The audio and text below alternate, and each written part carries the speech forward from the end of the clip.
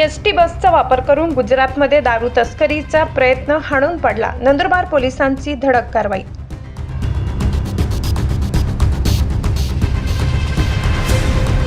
नंदुरबारहून गुजरात राज्यात अवैधरित्या विदेशी दारूची तस्करी करण्याचा प्रयत्न नंदुरबार पोलिसांनी हाणून पडला आहे.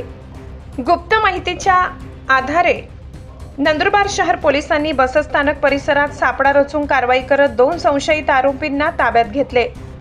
पोलिसांना मिळालेल्या माहितीनुसार आरोपी महाराष्ट्र राज्य मार्ग परिवहन महामंडळाच्या बसमार्गे नंदुरबारहून गुजरातमधील डेडियापाडा येथे विदेशी दारूची वाहतूक करण्याच्या तयारीत होते. त्यानुसार पोलिसांनी बसस्थानक परिसरात तपासणी मोहीम राबवून संशयितांची झडती घेतली.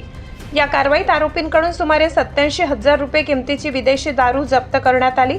जप्त केलेला मुद्देमाल पोलिसांनी ताब्यात घेतला असून आरोपींची चौकशी सुरू आहे. या प्रकरणी नंदुरबार शहर पोलीस ठाण्यात महाराष्ट्र दारूबंदी कायद्यान्वये गुन्हा दाखल करण्याची प्रक्रिया सुरू असून पुढील तपास पोलीस करत आहेत.